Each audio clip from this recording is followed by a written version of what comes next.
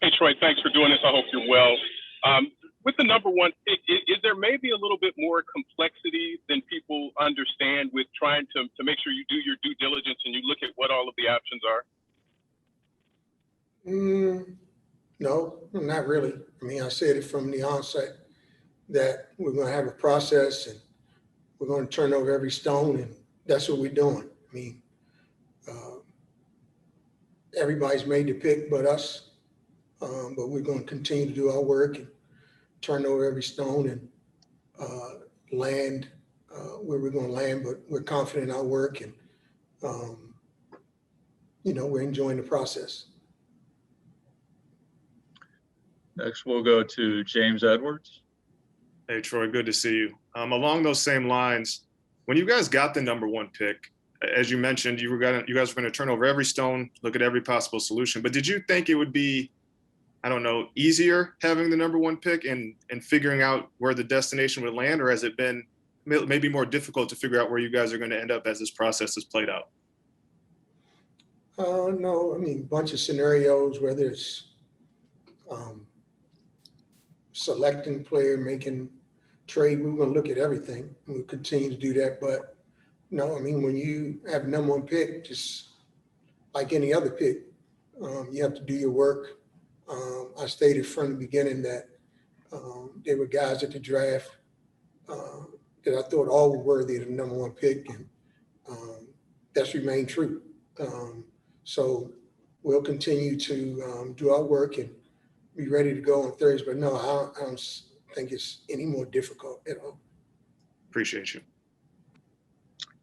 Go next to Keith Langler. Troy, is it your expectation that the teams that have expressed interest in trading for the number one pick have pretty much made their best offer right now, or do you anticipate them coming back to you again over the next 48 hours? No, I mean, I don't can't really discuss their offers or what's been out there. Don't believe what you read, but we're doing our due diligence, and like I said, we'll look at every scenario and vet it out and do what's best for the Pistons. Go to Bob Winowski. Hello there, Troy. You said don't believe everything that you read that's out there, rumors or whatever, but are they all bunk, or are you getting a lot of calls and a lot of offers without giving specifics for the number one pick?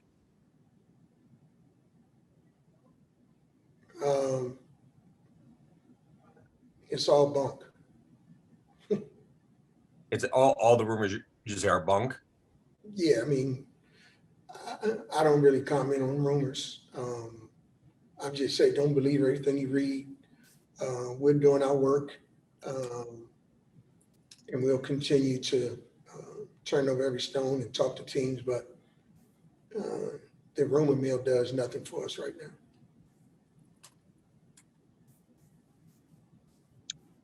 Go to Mike Stone.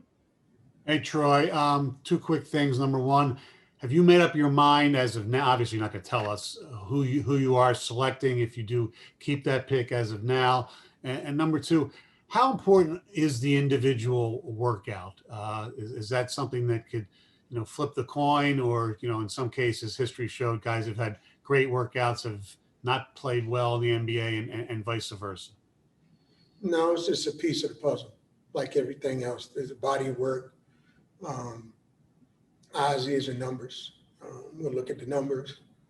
We'll look at, believe our eyes, and we'll do our intelligence. But the workout's just another piece of the puzzle. Doesn't, it's not like weighted at all. So we're not drafting a player off a workout.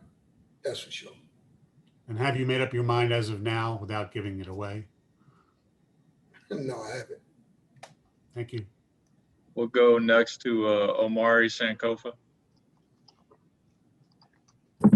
Hey, Troy, thanks for doing this. I believe back in March or maybe at the end of the season, you mentioned that you didn't see any Shaqs or LeBrons in the draft, but you do see some really good players. Seems like the word on this draft is that you have 3 or 4 guys at the top who could go number 1 in a lot of drafts, as you kind of alluded to. Has your feeling changed at all? Do you still see a transcendent talent in this draft, or multiple transcendent talents, or is this more of a situation that you alluded to before, where you just see players that could come in and make a difference, but maybe not quite on that level? Yeah, I mean, like, I don't see Shaq or LeBron, but I see some high-level guys, and that's why I said from now on, this is a tough decision to vet it out.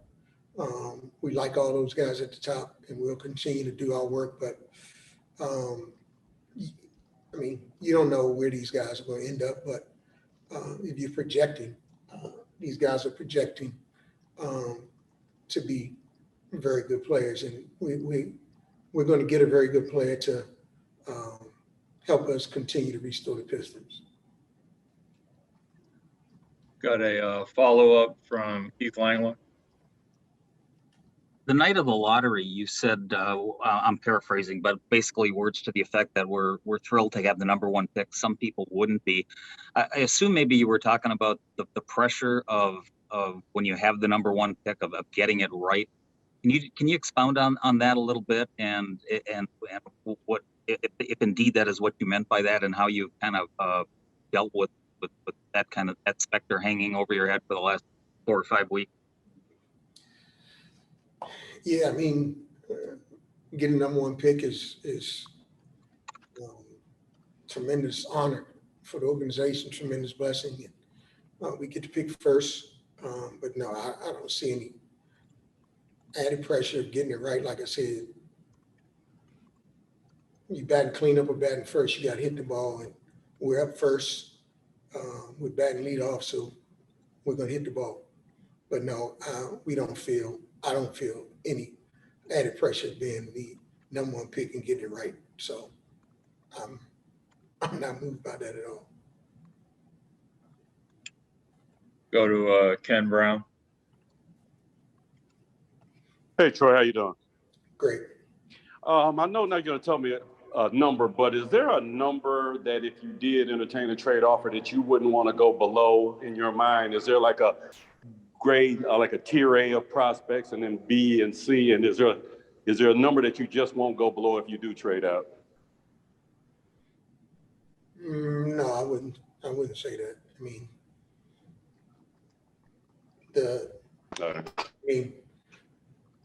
what number does Milwaukee have? They traded me Giannis. It wouldn't matter what the pick was. So no, I don't have a number. We'll go to Vinny Goodwill. Hey, Weave, you said that there are like top 1, quality players in the draft, but is there a difference between which player can contribute at a high level immediately compared to maybe a guy that you would have to wait on? Or do you feel like they all can come in and be impact players, at the starting level? I say that because the team timeline of how good you want to be or how quick you want to be good could depend on which player being good, happens the fastest. Yeah, fair question. No, we're going to make the selection based on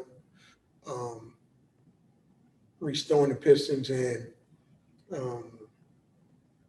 having longevity here, and making sure that this player's a go-forward player, whether they contribute in game 1 or may take them half the season or even the following season. So no, this is a long-term play. It's not a get it right at the moment play.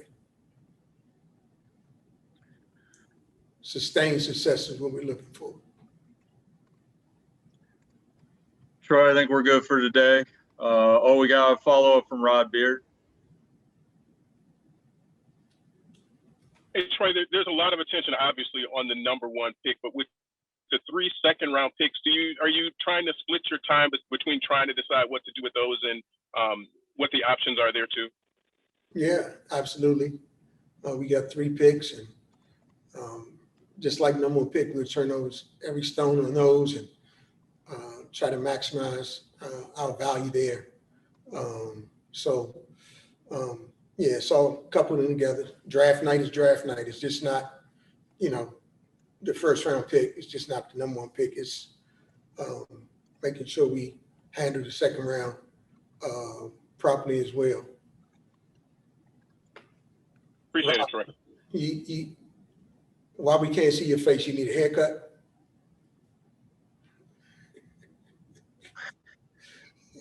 We have a follow-up from Bob Winowski. Just a quick one, Troy. When you draft number one, obviously you want the best player. Does fit on your current roster play a role at all compared to the rest of your players on the roster? Bob, they all fit. I mean, we won 20 games. All of the guys fit. I mean, no. I mean, we like them all. They all fit. So, no, it's that sometimes you can look at fit, but we're not in that position as of yet. Thank you.